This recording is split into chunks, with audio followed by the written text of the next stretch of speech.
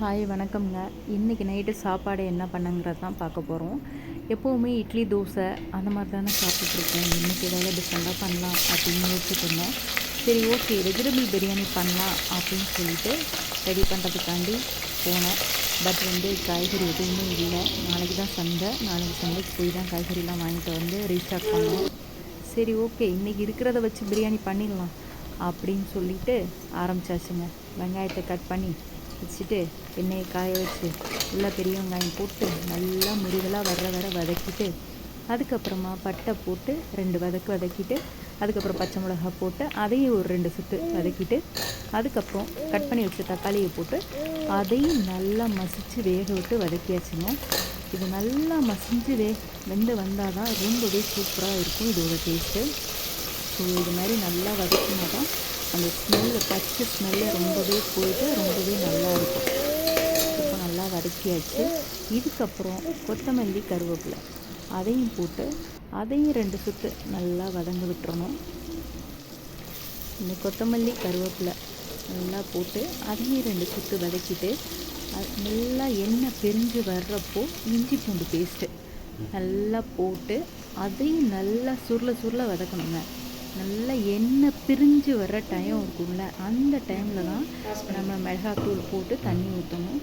அப்போ தான் டேஸ்ட்டு ரொம்பவே நல்லா இருக்கும். இந்த பச்சை வாசனை போகணுங்க. அந்த ஸ்மெல் அடிக்கும் பாருங்கள், அது ரொம்பவே சூப்பராக இருக்கும். இந்த பேஸ்ட்டுக்கு நான் என்ன பண்ணேங்கிறத இன்னும் சொல்கிறேன். அப்போ மிளகாத்தூள் போட்டாச்சு.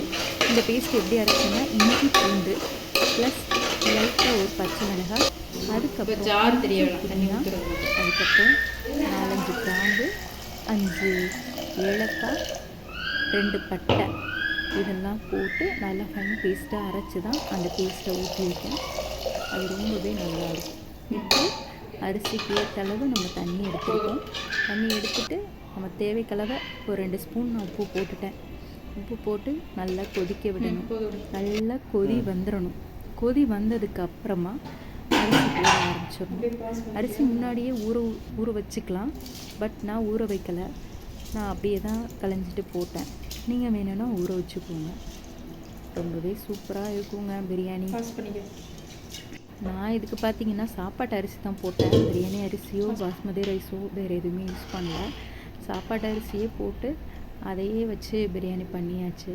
நல்லா இந்த மாதிரி கலரி விட்டுட்டு அதுக்கப்புறமா க்ளோஸ் பண்ணி வச்சிடணும். நல்லா கொதி வந்து அரிசி பாதிப்பதம் வெந்ததுக்கப்புறமா நீங்கள் வெயிட் போடலாம். வெயிட் போட்டு வச்சுட்டு ஒரு 20 நிமிஷம் இல்லை அரை மணி நேரம் சிம்மில் வச்சுருந்தீங்கன்னா சூடான உதிரியான பிரியாணி நம்மளுக்கு ரெடி ஆகிடும். நான் இப்படி தான் பண்ணேன். நீங்களும் ட்ரை பண்ணி பாருங்கள் எப்படி வந்துருக்கு. ரொம்பவே